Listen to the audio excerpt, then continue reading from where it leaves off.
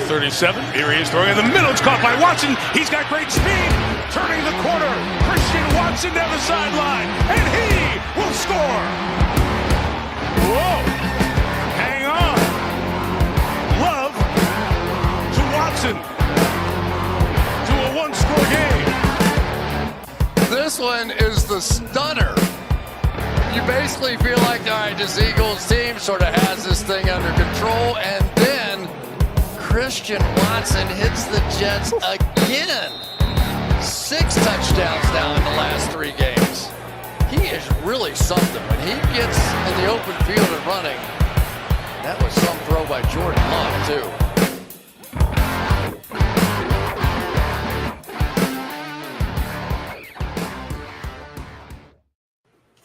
Hey, what's up, guys? Welcome into Packers Total Access. My name is Clayton. You can check us out on packernet.com. You can find me on Twitter at Packers_access. If you'd like to email the show, you can send a message to PackersTotalAccess@gmail.com. You can text the show at 865-658-5824. I'm joined tonight live on YouTube and Twitter with Jacob from the Packernet Fantasy Podcast. And we got boots on the ground, Tim in Green Bay, who's been at training camp all day.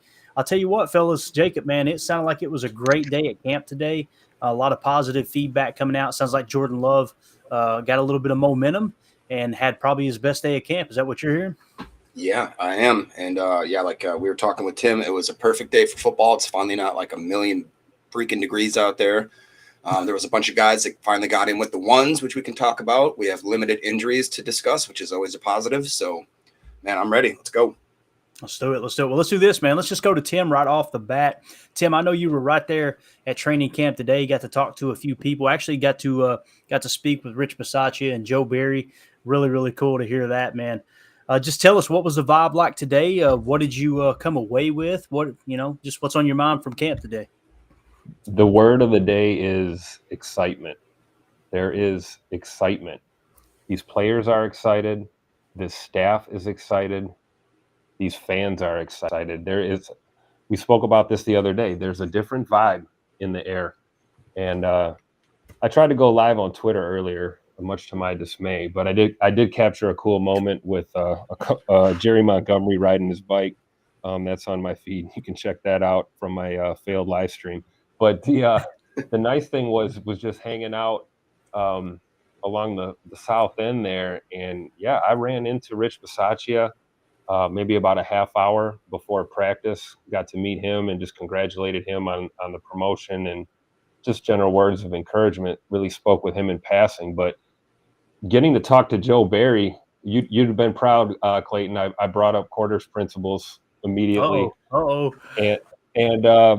And he loved it. He embraced it. He said, "Yeah, and I promise there'll be more pressure up front this year." So I'm paraphrasing, but that's pretty much a direct quote from your defensive coordinator. And he was excited, man. Joe Barry was fired up. I'm telling you, we were making that walk towards the facility, and it was just it was like about a 90-second interaction. But he's fired up. He asked me what my thoughts were on Lucas Van Ness, which I thought was interesting. That the defensive coordinator of the Green Bay Packers is asking me my thoughts. I thought that was really cool. Put me on the spot. And I said, hey, he seems pretty coachable, doesn't he? And Joe Barry's reaction was absolutely. And he's only 22 years old. So there's an excitement coming out of camp, I think, just across the board, guys. That's good stuff, man. I like Joe Barry. I mean, you guys know when he came on board with this defense, if you were to rewind back to after the first year that he took over the defense, everybody loved him. Big improvement, right? That was what everybody was talking about. It was, hey, man, I think we're going in the right direction. Devondre Campbell, obviously, all-pro middle linebacker in that new defense, and everybody looked good. And then, of course, just like everything in the NFL, it's cyclical, right?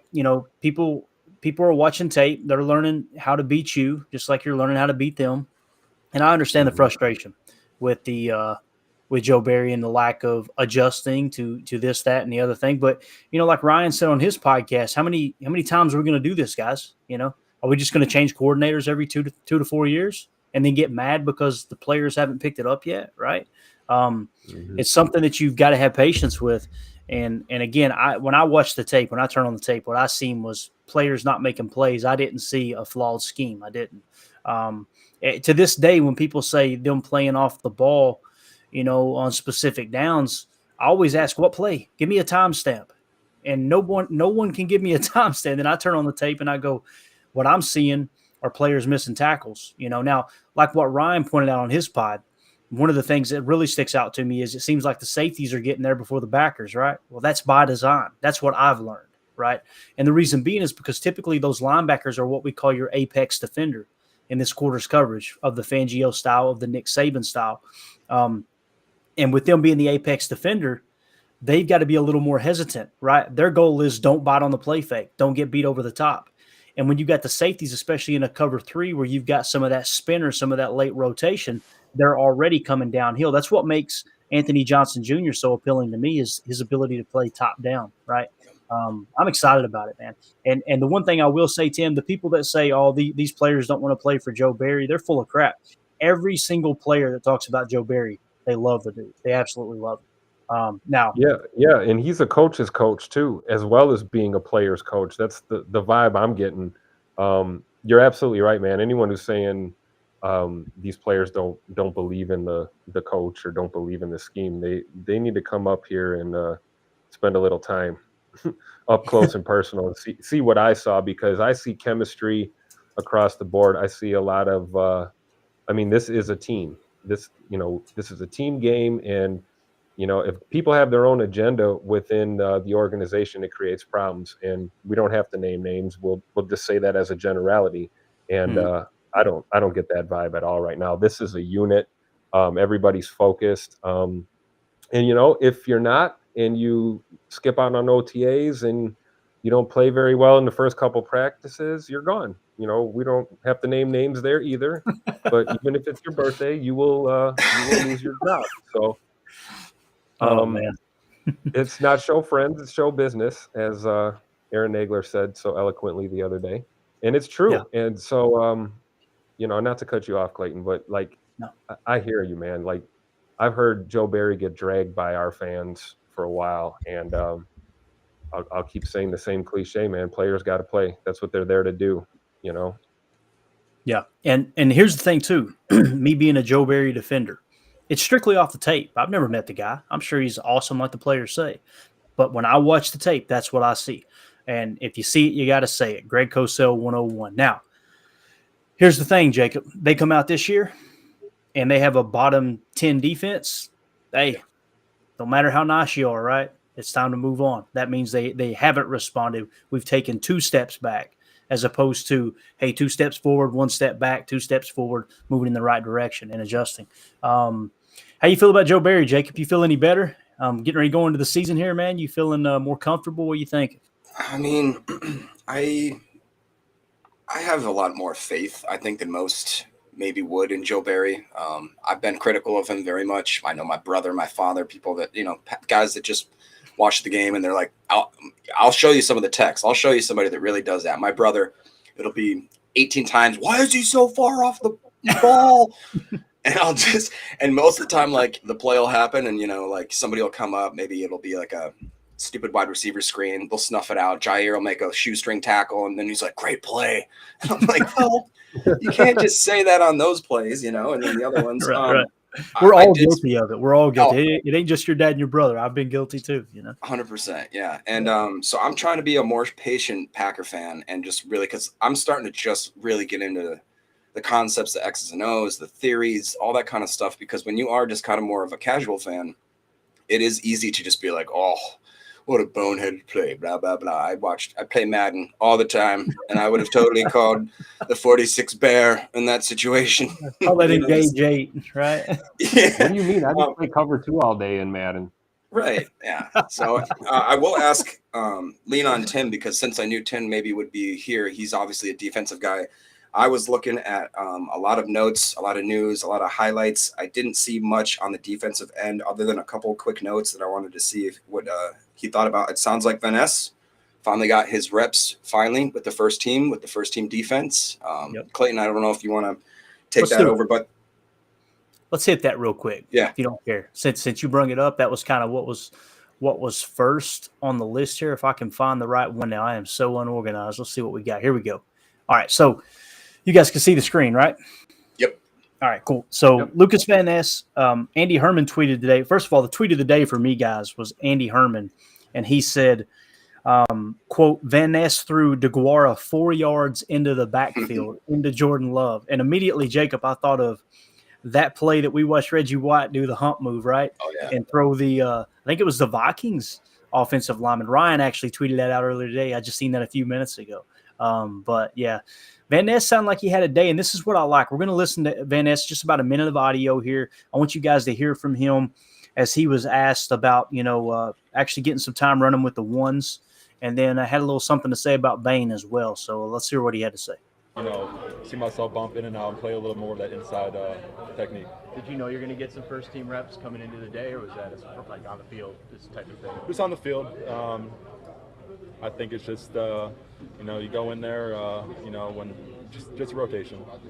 You got one of the top 5 edge rushers in the league in the locker next to you. Yep. How have you been kind of trying to pick RG's brain these first couple of days? It's been awesome. RG especially, he's been great in the film room, as a guy that we can't really, watch and model on the field right now until he gets back. More than anything, it's great just to see how he attacks the offseason, how he attacks his regiment in terms of returning. In the film room, he's very smart, gives us, great tips that he's learned. The experience is huge in this game. Every time you get a snap, you learn something, you figure something out. And, guys like Preston, guys like Rashawn, is picking their mind and trying to gain some experience from them just by talking to them and, looking at the way they break down and watch film. All right, good stuff. I don't know if you guys caught it or not, but what really impressed me there was they were asking him about running with the ones, right? And I love what he said. He just kind of shoot it, right? And he just said, well, we're just going through different rotations, and he didn't, it would have been real easy to say, yeah, man, I'm excited to take over the number one, running with the ones and take over that spot and not look back and blah, blah. Van Ness is just like, no, it's just a rotational aspect, right, of what we're doing. And, something that me and Baz talked about the other night, he pointed out a number that 35% of the reps last year. Jacob, I remember you talking about this, man, on the postgame show going, why in the heck are the starting edge defenders on the sideline right now, right? Yeah. You remember talking about that? I do actually, yep. Because of the heavy rotation they use. And Baz said that basically it's about 35% of the defensive snaps there's a backup edge defender rotating in. So Lucas Van Ness is going to get plenty of time, whether he's running with the ones now or not, whether Rashawn Gary's healthy, week 1 or not, which we all hope he is, right? I just thought it was really cool how he approached that. That question was just, hey, look, it's just rotation. Like, I haven't arrived yet. And he just seems like one of those guys. The other thing, too, is just how he talked about learning from Rashawn Gary, how to operate in the offseason. It's so cool to hear how Rashawn Gary is always in and around the facility. And who better to learn from than Bain, man? Get that dude his contract, and you lock him and Van Ness up together. Yeah. And I would love to see Preston Smith have a great season. I really would. But we all know the clock's ticking on Preston, unfortunately, right? Hopefully he's around for another 2 to 3 years and he's effective. And if that's the case, man, you get those 3 guys rotating in and out, maybe a little NASCAR package, have Van Ness or Gary doing what Zadarius was doing, mugging that A gap from time to time and just creating some confusion. What do you think, Tim? I agree with you. I mean, we were talking not too long ago about a certain report that I saw about Van Ness being labeled a potential bust because of the rotation that he's going to need to undertake as a rookie, being, playing on the edge, playing, like you said, bullying that A gap. I mean, and here you have him talking about it, and he's just totally embracing it. So clearly this is not something that is, in my opinion, even a factor. I think he's versatile, and I think he's learning quickly. I mentioned that last time I was on. Anything that was technique related, these coaches were working with him, and it seemed to be an instant correction. So I'm looking forward to seeing, him really growing into that NFL frame, and playing in this league, man. Let's see.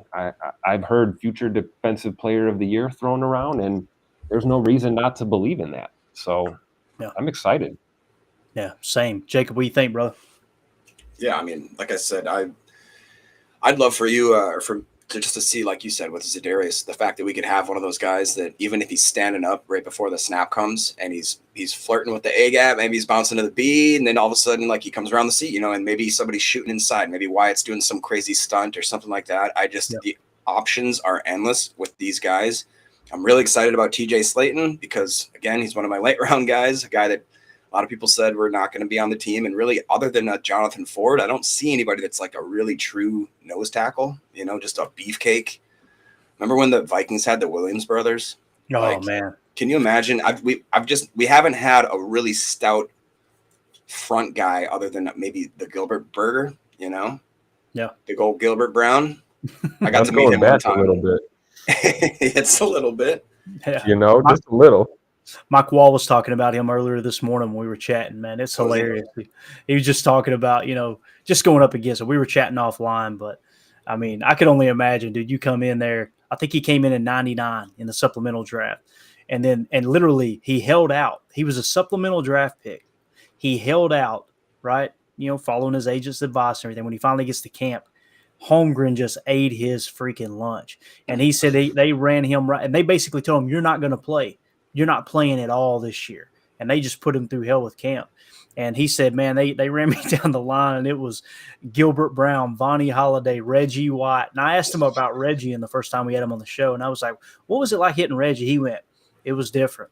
He said, when you hit Reggie, it was just solid. It hurt. It was like running into a wall. Just had that country strength. But anyway, Jacob, what other notes do you got, man, from today? I know I've got a few here, but I want you to kind of tee off on things that you've heard that you're excited about, man. Well, I guess first thing, if we want to stick kind of with the defensive theme, and then we can kind of mold maybe more towards the offense as we go, maybe hit special teams in between as a little bit of a segue. I don't know if you heard this, but Keyshawn Nixon working with the wide receivers for a very, very quick amount of time. He was just doing wide receiver drills. He was catching basically behind the line of scrimmage wide receiver screens, doing the follow through, run through.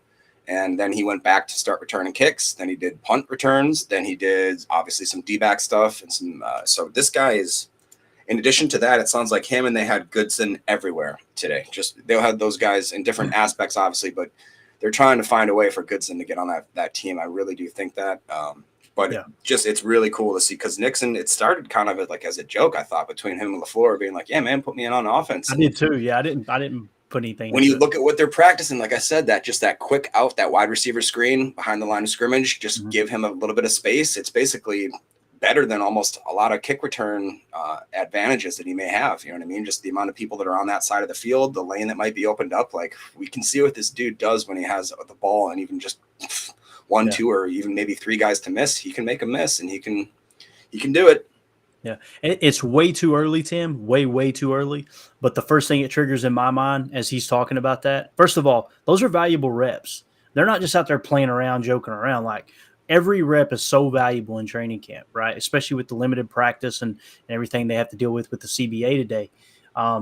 When I hear that with Keyshawn Nixon, my thought immediately goes to, are we just going to keep 5 wide receivers? We got an emergency receiver now. No. Like I'm just saying, maybe we're overreacting here. But Tim, anything else come to mind for you from camp before I get into Andy Herman's players of the day? I know, first of all, with Keyshawn Nixon, it sounded like it was another hot day out there, and he's wore a hoodie every single day. Is that right, Tim?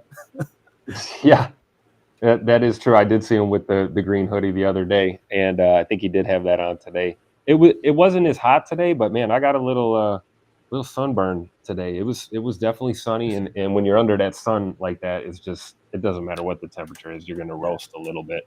But I just one comment on Keyshawn at the wide receiver role. I mean, why not? I mean, he's a guy who's embraced from the very beginning that.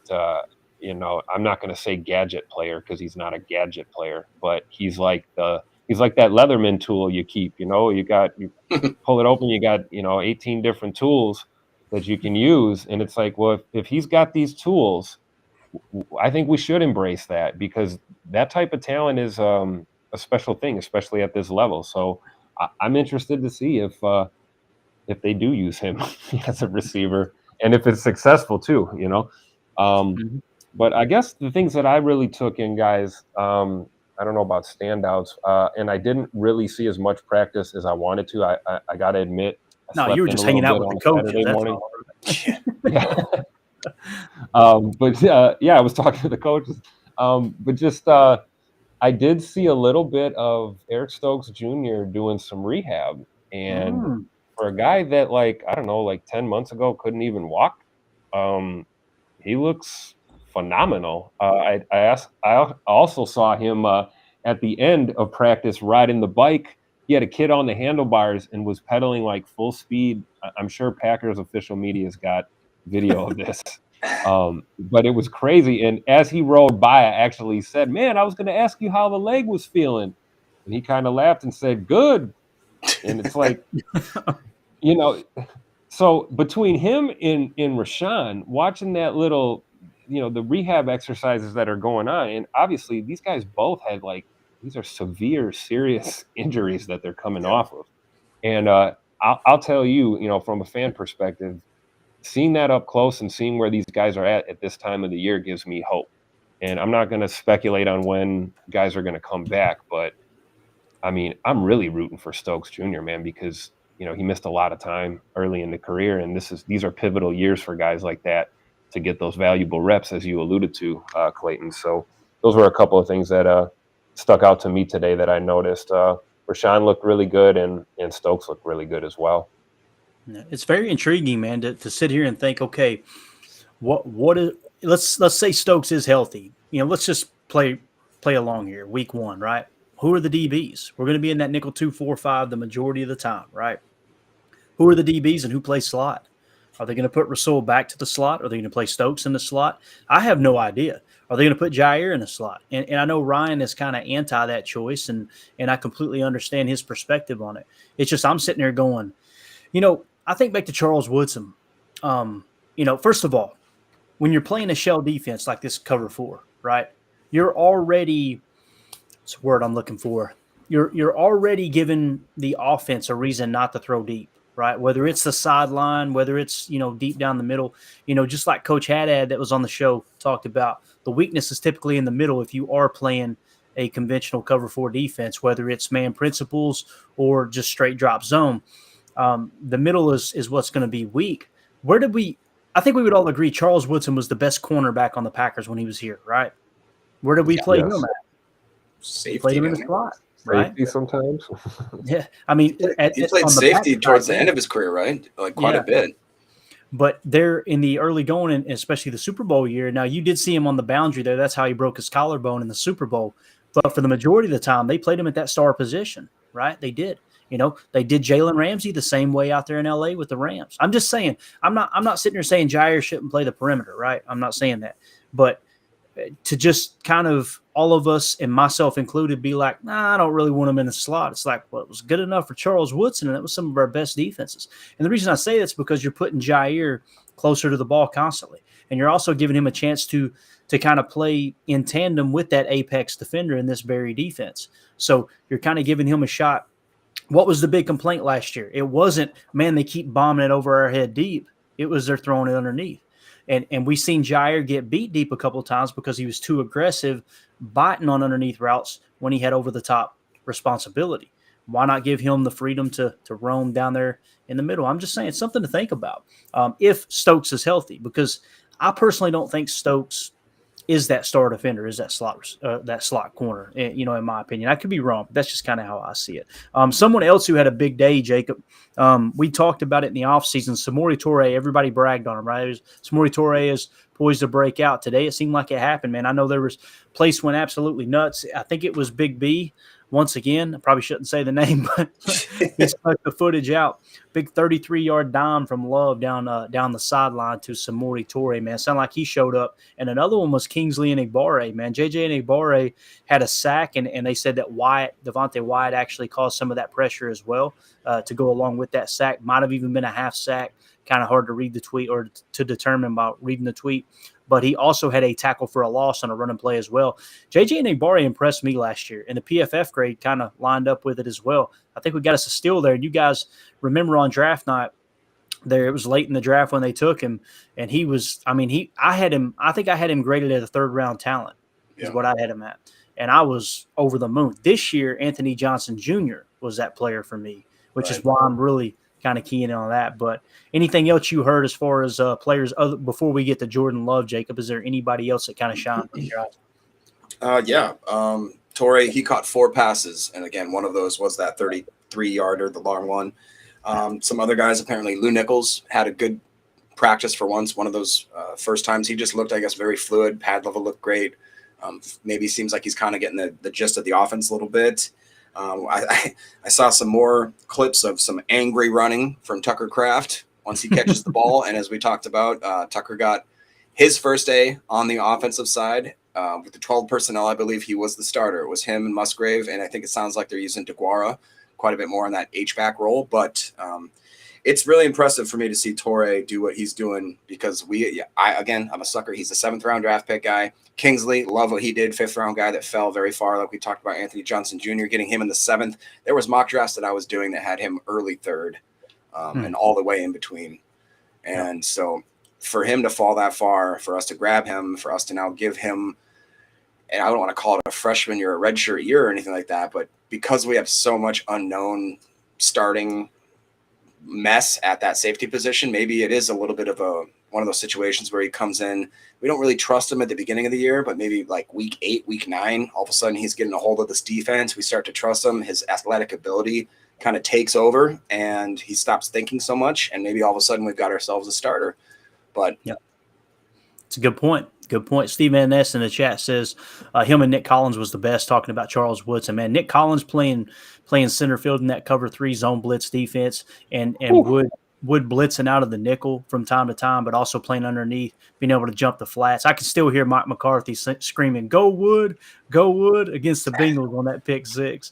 Man, those were good times. And then also Steve Van Ness in the chat says Tramon Williams was good and so was Sam Shields. Man, those were 2 guys too.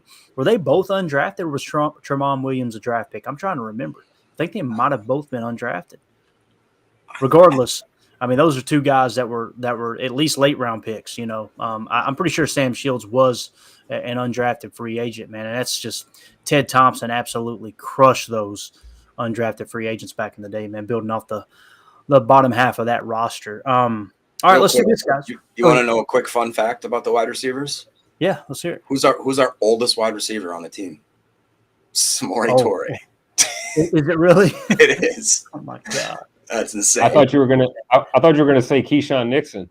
Hey, that could be it. There you go. Love it. All right. Hey, let me ask you this real quick before we move on. Real quick, if I can. Let's say Clayton. Let's say we do keep 5 receivers. Right off the top of your head, who do you think those 5 would be right now? Mandy made me take my board down. This is usually where I do this. Let me think here. My 5 receivers would be Christian Watson, Romeo Doubs, Jaden Reed, Samori Toure. I'm sorry, man. Grant Dubose is in the doghouse with me right now, and I'm just going off of what Matt LaFleur. I think Matt LaFleur is disappointed in himself for letting the emotions show. I don't know if you guys seen that press conference, but from what I understand, Grant Dubose is on the NFI list, and then they asked Coach LaFleur about it. This was day 1, and if I remember correctly, he said, "No, I'd rather not talk about it." And then he came back and went, "It's a back injury." So it kind of makes me wonder, did he do something away from the facility to hurt his back, right? Now, obviously, Dontavian Wicks is another one I'm excited about. So, again, Christian Watson, Romeo Doubs, Jaden Reed, right? Samori Toure, Dontavian Wicks would be my 5 as it sits right now. And I think you can afford to carry 5. I really do. And the reason being is because you've got Luke Musgrave. I'm telling you guys, Luke Musgrave is going to be an F tight end this year. It's going to happen. You're going to see him flexed out wide. When me and Mike Wall broke down the Detroit Lions tape on 2 different occasions of just the 6 plays I broke down, and I seen it when I went through and watched every snap 3 times. You've seen it all day long. They were putting Robert Tonyan in that F tight end spot. For those of you who don't know, I shouldn't even get into it, but all offenses are different. everybody's terminology is different. When you refer to an F tight end, you talk about a Y tight end. You hear Lombardi say it on our intro sometimes, talking about the Y end. That's your attached. That's your typical traditional tight end, someone who can play attached to the line. You can do a little Y flex, but they're that guy that can do everything, right? That's a tight end that can block, he can catch, he can run routes, but he's your traditional tight end. When you get into an F tight end, what you're doing with an F tight end is you're simply flexing them out. It's more of a receiving target. That's what an F tight end is, right?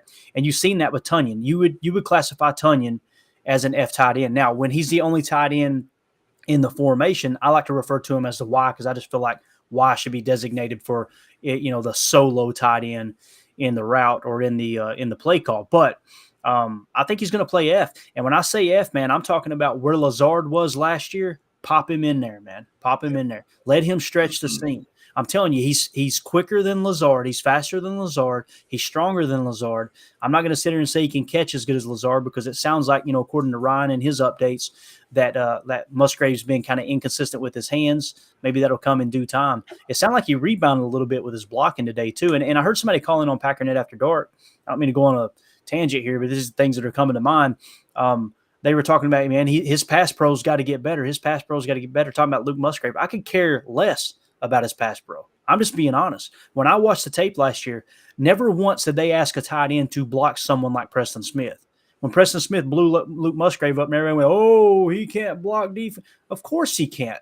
That type of tight end is not designed. They're not going to be coming out schematically and blocking a Nick Bosa, Joey Bosa, or whoever, insert edge defender. Even Tunyon last year, it was just a little chip. That's what he always did. It was a chip and a little leak, what we call a Y leak. You just kind of chip that edge into the tackle and then leak out, and you're kind of a safety valve in the flat. So I could care less about Luke Musgrave's pass pro. Run blocking, totally different story. When it comes to run blocking, absolutely, it's crucial. It really is. So, but to answer your question there, Tim, that would be my 5. I'm excited to see what Dontavian Wicks does. He's one of those players, he and Jaden Reed, which Jaden Reed might not get a whole lot of playing time.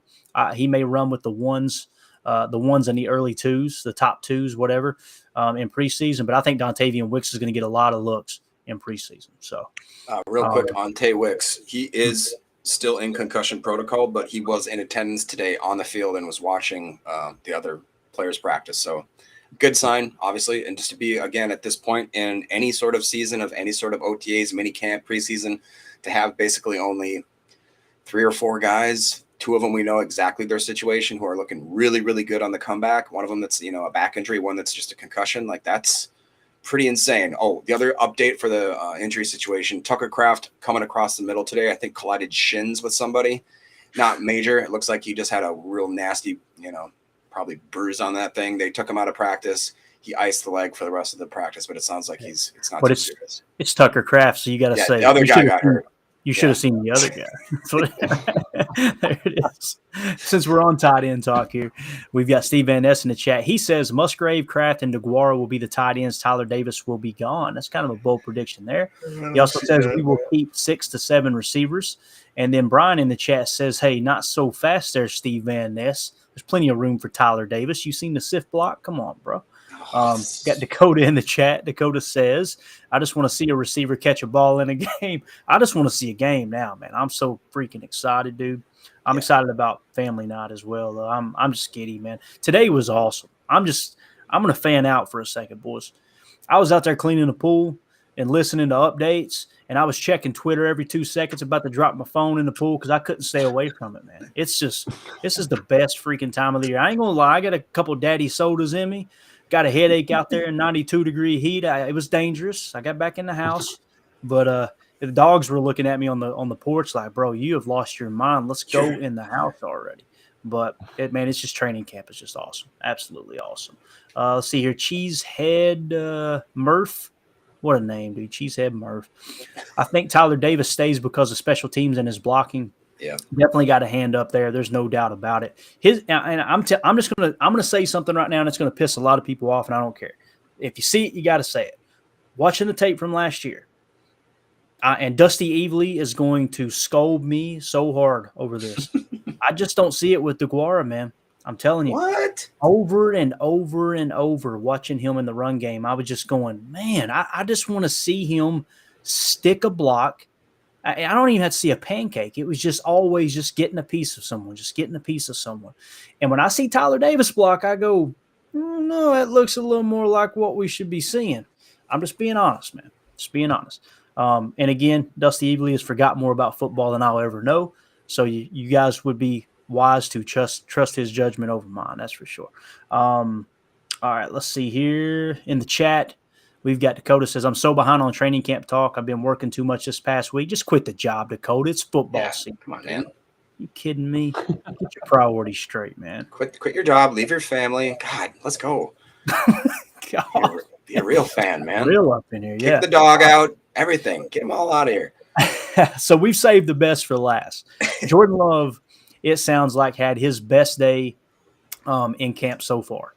And just kind of reading what was said today. Obviously, he went unofficially 16 of 22. He led a 2-minute drill down to the 1 yard line, where it sounds like I think Musgrave got stopped at the 1 and they had to settle for a field goal before halftime. Okay, so Jordan Love's starting to put it together, boys. I'm excited about it. The one thing I was looking for in this camp, and it's what I'm going to be looking for in the first quarter of the season, is the moment too big for him, right? That's the thing I'm really going to be paying attention to. Again, it's all about building those stepping stones toward not just a successful season, but having that long haul of a football team, that sustained success, right? And when I hear Jordan Love talk, man, I hear a leader. I hear a guy that's putting in the work. I've been following his personal coach, his quarterback coach, for a while now, and it's really cool. He's actually coached up Romeo Dobbs for a long, long time.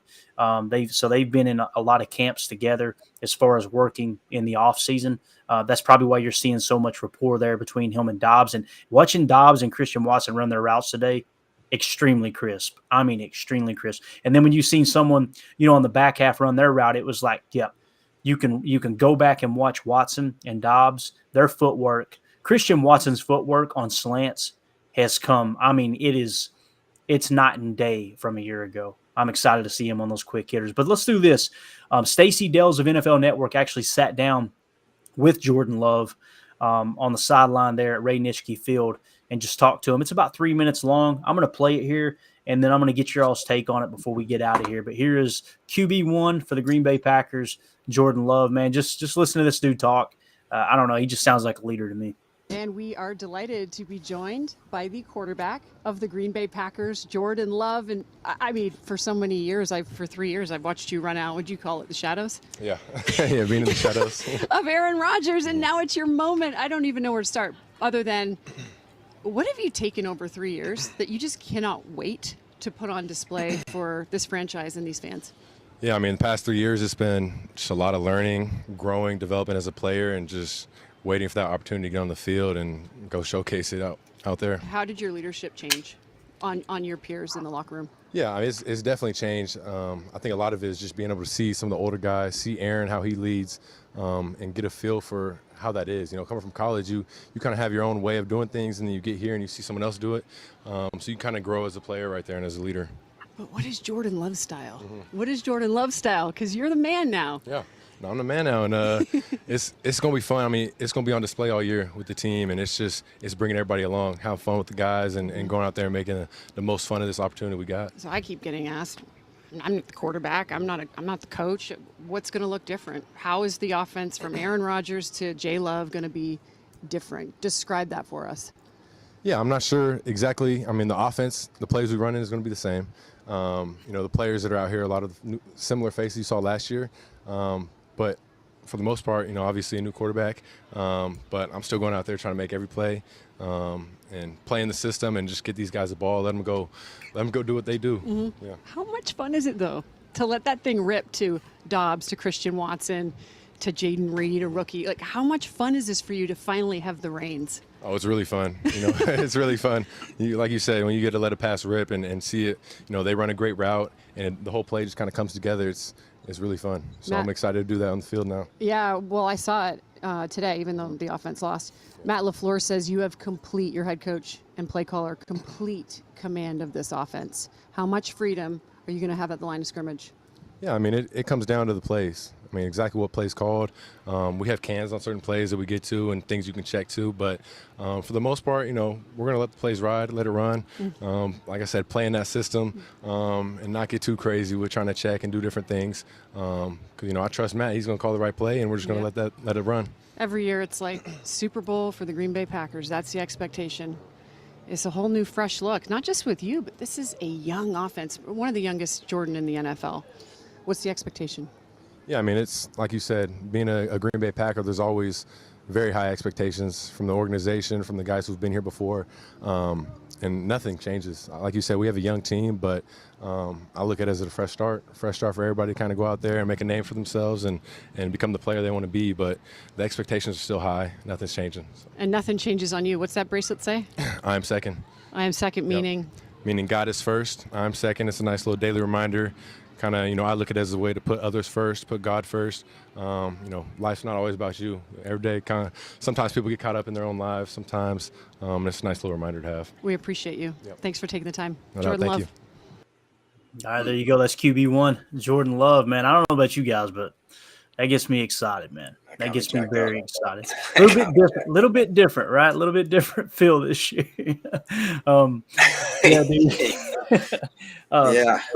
First of all, I love how he gave everyone ammunition. Me being on the side of, guys, this offense isn't going to look much different.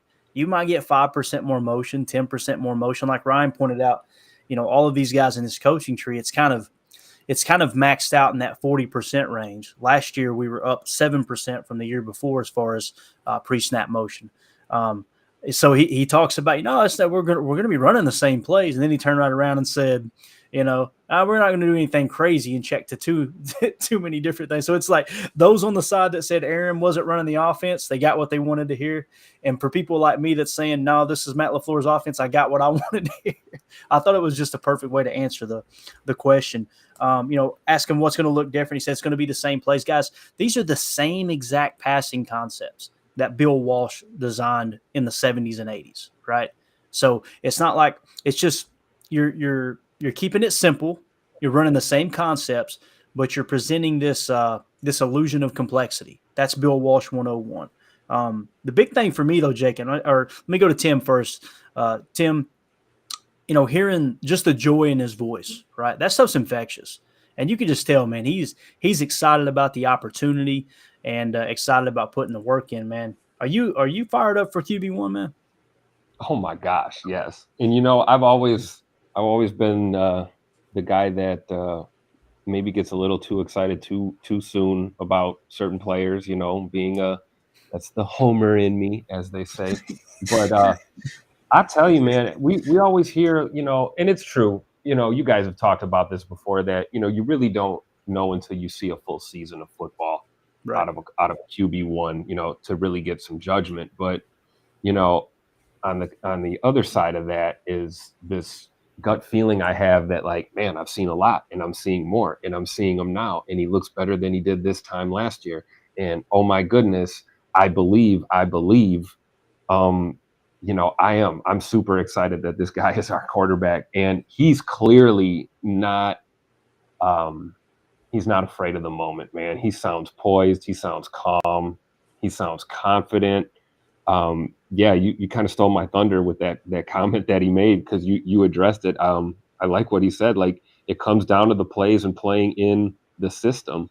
He's going to have that flexibility for a check, but he's going to check to, what the next check in that play is going to be, and not reinvent the wheel on the fly. And I'm telling you, man, it's going to be a great year. I cannot wait till we get some preseason ball. It'll be like our first little fix. Oh, yeah. Yeah, one thing, too, that I wanted to touch on quick is not to just jump off the love train, because I absolutely love it. No pun intended there. But Romeo Doubs, one thing I had in my notes, like Clayton said, when I watched some of these playbacks that, they're running on a loop, doing slow motion, making it look all nice and sexy. But he had, like Clayton said, just crisp routes. I mean, to the point where I'm like, wow, look at, like, that dude is running some crazy, like, that would make Chad Ochocinco cry, from what I'm told. Chad Ochocinco likes to cry when he watches people do routes. So that's pretty dope. And then another thing was Jaden Reed touching on just the ability what that guy might possess. Apparently, A.J. Dillon was quoted saying that, no offense to Cobb, but he said that Jaden Reed looked like Cobb in his prime as a rookie. Yep. Like, that to me is about as good of a compliment you can get from anybody. So I think we like to forget how good Cobb was in that early years, how much of a difference maker he was. So yeah, I'm pumped about that. Definitely, dude. No, everything I heard from Jordan, though, back to him, man, what he's talking about, let me just kind of shed a little bit of light, and I'm sure everybody listening probably knows, in case if there's one person, then it's worth mentioning. When he talked about, having complete command, and he said, we'll still have cans and plays we can check to. What he's talking about by cans is typically you come to the line of scrimmage in this offense and you've got a can play, right? We've seen Aaron can to a run 2 times of those 6 plays that me and Mike broke down. And he actually canned to the run. So meaning he came to the line, a pass play was called, he canned out to the run and said, all right, let's run the ball, right? You've also got checks. And by checks, what he's talking about from the RPO perspective, okay? So you come to the line, and let's say they've got a wide zone left called, right? And as they come to the line of scrimmage, if he looks over to the right and the corner's playing soft on that boundary X receiver, then they might have a peak. They might have an RPO peak. Or if they've got 2 receivers over there, one's playing up, one's playing off, then they might have a quick little wide receiver, like a bubble screen on the outside, right? So when he comes to the line and gets that check, the hand signals, telling you guys, brace yourself. Jordan Love is going to have hand signals too. Every quarterback in the league has hand signals. So he comes to the line. He looks over there. One's playing 10 yards off the ball. The other's playing 5 yards off the ball. And they got a stacked wide receiver look. He's going to give a little this. Ball snapped. Fire it out to the bubble. You've got what we call a hat count, right? You've got the advantage. Everything in football is just numbers. That's all it is. And like Coach Haddad said, the coaches screw it up all the time. All it is get a +1 advantage, whether it's the running game, whether it's the passing game, and take advantage of those numbers. So when you get that +1 advantage in the hat count game, whether it's running or passing, you take it. That's what he means by check. You're going to see that stuff happen. Now, I think there was times last year, especially in the first Detroit game, where Aaron would go to that RPO peak where it's a quick slant across the middle. If the defender crashes, me and Dusty talked about that. And actually me and Coach Hahn talked about it as well, how they were baiting. That linebacker would act like he's plugging that hole in the B gap, and then he would drop back. That's how Aaron ended up hitting the guy right in the face with the football because he didn't expect him to do that quote unquote fire zone look. So I don't know, man, I'm excited to see what Jordan Love can do. He's got a quick release. He's got the arm strength. Does he have the accuracy? And what Tim said, consistency. That's what it's going to come down to. It's exactly what Greg Cosell said. We got to find out with Jordan Love, is he going to be the same exact person week in and week out when it's going good, when it's going bad? That doesn't just mean attitude. That means, are you going to stick to the fundamentals? Are you going to constantly work on your craft and keep that accuracy, keep those same, mechanical aspects to your game intact? That's what it's going to come down to. I love what he said. I trust Matt, and we're going to let it run. Right? We're going to let the offense run. Matt. I trust the plays that Matt calls. It's a fresh start for everyone to make a name for themselves. He mentioned that. I love that, and that's exactly what we've talked about, Jacob, all year long, all offseason. With Aaron being gone now, he was the leader of that organization. He was the leader of that team. That was that cloud. That cloud is now lifted. There's a void there. There's a void on this team for people to step up and be a freaking leader. I'm going to tell you, somebody who's doing it right now is Keyshawn Nixon. And I know there's probably some listening to that and they're rolling their eyes. He was the first one on the freaking practice field 2 days in a row. He's setting the example. He's playing special teams. He's playing defense. He wants offensive reps. Everybody's complaining about the heat, not the players, but everyone else. It's been widely reported this is some of the hottest weather they've had in Wisconsin in a while, right, Jacob? And what did Keyshawn do? He came up there in a hoodie. He's leading by example, dude. I'm telling you. It sounds stupid. It sounds cliche. That stuff freaking matters. And then I love what he said there too. I am second, and I'm just going to say, I think it's awesome. It's exactly what Tony Mandarich talked about on this podcast. He's like, you know what, man, we live in a world now where everybody's allowed to say what the hell they want to say and believe what they want to believe. I'm not going to hide mine anymore. And I love that Jordan came out and just said it, man. God first, me second, and putting other. It's not just about you. It's about stopping for a minute and going, forget how this affects me. How does it affect other people? I just think that's freaking awesome. So as we get ready to wrap up, Tim, anything else you want to hit on? We'll fire through these comments real quick and get you guys out of here. Anything else that stood out to you? Any final thoughts?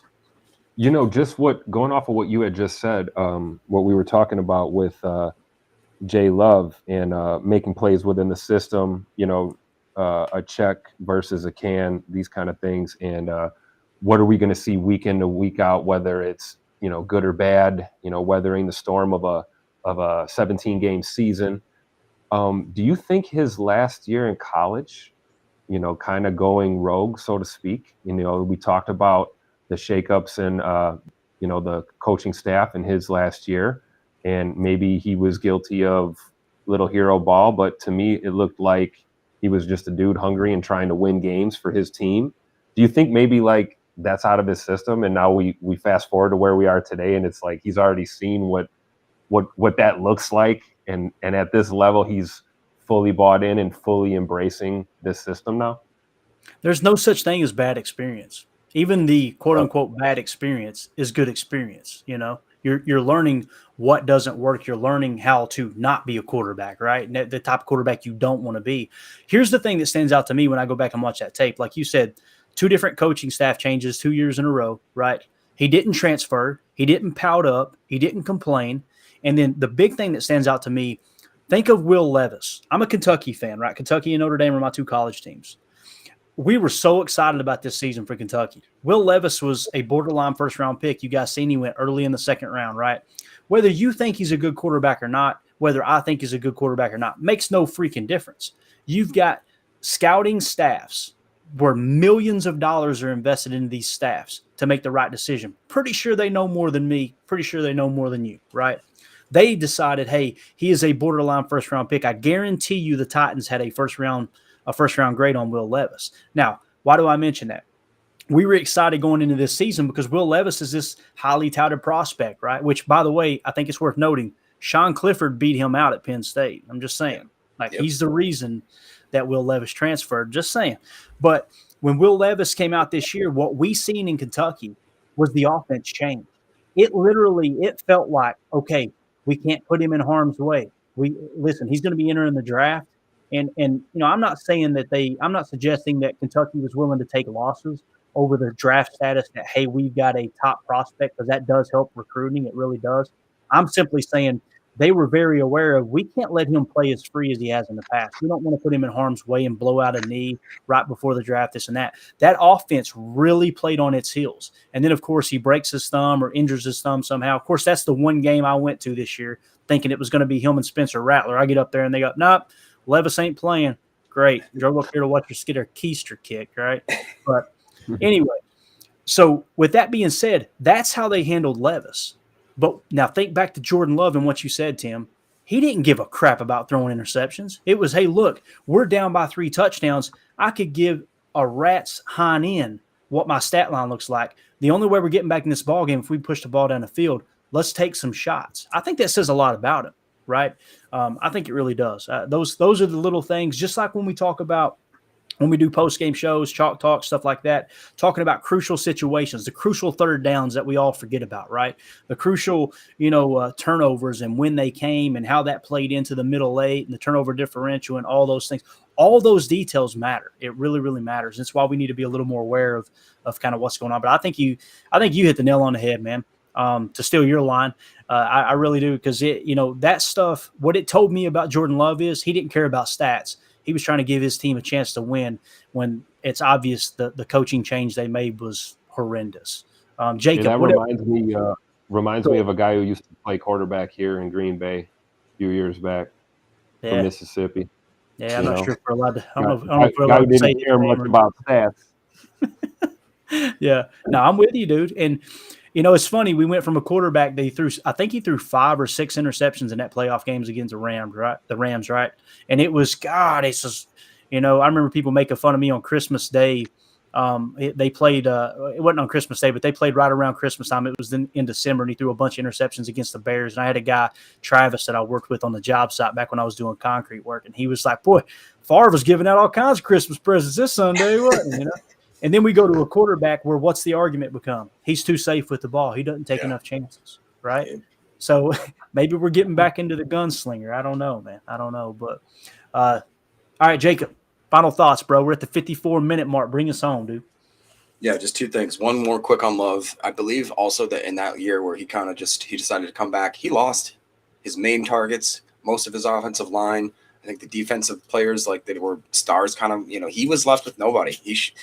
I would argue that a lesser man would have probably been like, I'm going to the transfer portal. I'm doing something. I'm like you said, he didn't cause a stink. He didn't really, moan and complain. He just sat in there and like Tim says, what I saw his highlights, you see a dude just like, I'm gonna do whatever what I have to do to win this game.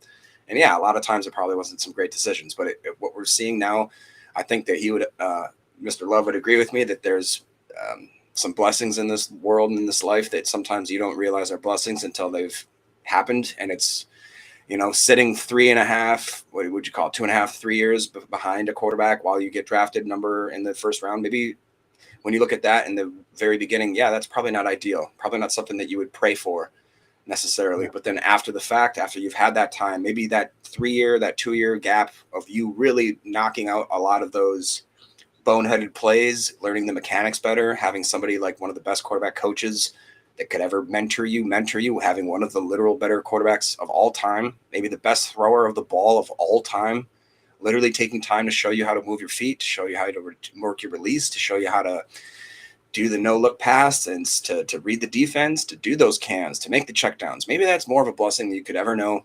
That being said, the only other thing I want to talk on, Cody Kress, my new favorite wide receiver. He's going to make the team. There it is. He's going to beat Jerry Rice's records. He had an amazing one-armed slow motion. Well, I had to slow it down for slow motion, but in my head, everybody, you wasn't the only one. I've seen several people slow it down. Dude, it was legit. And apparently that guy can fly. So here we go. I think he wore 82. I'm seeing another Don Beebe, baby. Keep on running. No. He went to BB. He went to BB, Tim. My God. All right. Cheesehead Murph in the chat says, who starts in the slot if they are tied at the position battle, Torrey or Reed? For me, it's Reed, and I think Coach would agree. Everything I'm hearing from this coaching staff and even Brian Gutekunst says, hey, look, bubble wrap them until we get to week 1, then get them freaking out there, man. Get them some experience. That's what this year is all about. I think that they're really going to press into that because in the past it's been about, hey, what gives us the best chance to win right now, right? And that's not the case this year. It's simply, hey, look, here's who we think are the best players. Now let's go out there and take our lumps and get better as a team. Steve Van Ness in the chat. I got you, brother. Hey, hit me up on Twitter about calling in, and we'll see if it makes sense. We've got a process for that, kind of a little interviewing process or whatever. We want to make sure that people don't get on the air. Not that you would. I just want you to understand why we have the process. I've watched many live streams where knuckleheads jump on here and say something stupid or racist or act like a moron, and we're trying to prevent that. That's the reason we haven't just opened it up to everybody. We want to make sure that this content stays clean in that regard for sure. But, yeah, man, we'd love to give you a chance to call in sometime for sure. All right, let's see here. Also in the chat, we got Cheesehead Murph. As we bring it home, says similar players and style, just Reed is faster to me, just hard to choose. I completely understand. Reed's my guy, man. I'm just telling you right now, everything I've seen out of camp, I am really, really, really excited about Jaden Reed for sure. Let's see if we're missing anything else. I'd argue too that I think that both of them, if Jaden Reed is going to be definitely that number 3, I think that Torrey starts maybe seeing some punt return stuff. Today it sounded like they went Torrey and Reed were going number 1 and 2. Back and forth, having Nixon do some other stuff, but I do not see them using Nixon, especially if he's going to be playing that defensive role with any sort of offense. They got to give a break to that guy at some point. So I think you see a Torrey or maybe definitely Reed going for that punt return position. Good point, man. Good point. Hey, real quick before we wrap up, don't you guys just love this time of year where we watch the slow motion plays and we hang on every little thing at camp? Also, that like a month from now, everyone's going to say to each other, man, I'm tired of hearing about training camp, man. We got film now. We got game film. Just stop talking about camp. It's like I love it, man. This is the best time of year, Clayton. I'm with you. It really is, man. It is. It's like, I enjoy Christmas Eve way better than Christmas morning personally. I just love that build up and, the night before and everything. To me, this is Christmas Eve. This is right there, on the eve of the season. And it's when hope is at an all-time high. You have all these questions that we want answers to, and we know we're going to get them in due time, and it's a lot of fun. Cheesehead Murph said, love the show. We'll definitely be back. Hey, make sure you guys subscribe to the channel. Appreciate you, Murph. It was awesome having you in the chat, dude. For everyone listening to this, like I said, just go subscribe. Don't worry about notifications. We're trying to get our subs up and get this out here. The more that people sub and, liking on the videos, it kind of helps get it out. I've had several people actually message me, find me on Twitter and say, hey, man, I found your channel on YouTube. YouTube recommended it to me. So the word's starting to get out with some of the feedback and obviously the likes and the subs. But just make sure you go sub to the channel. We greatly appreciate it. So, all right, I think that's it, guys. We're going to get out of here, man. We had a packed house tonight. Tim, I can't thank you enough, dude. You've done an excellent job giving us just feedback on camp and everything, man. It's I'm telling you, dude, you're a pro at this. And like I said before, as soon as you guys realize all you need is a microphone to do what I do, I'm out of a job because you guys are absolutely awesome. You, Jacob, everyone who's chimed in, man. It's so cool kind of pulling everybody together. And especially with this new era, man, it's a lot of fun, dude, for sure. So thank you guys for your time. Way too many people in the chat to list off. Really appreciate everybody interacting. It makes the show so much better. I know there was a time when me and Jacob were in here and it was 2 people watching and we're just trying to hold on for dear life. When we got people in the chat being active, man, it makes for a better show for sure. So, all right, guys, we're going to get out of here. For those of you listening on the pod, we're going to get this out to you ASAP so the information stays somewhat fresh. I'm going to push the Mike Wall interview back to Monday probably. So we'll get this one out to you guys tomorrow before the next camp practice, obviously. So give you something to listen to. But if you are listening on the pod, we appreciate you making us a part of your day. Appreciate everybody, like I said, on YouTube and Twitter. We will be back soon. Definitely tomorrow, right, Jacob? We're going to do a weekly recap.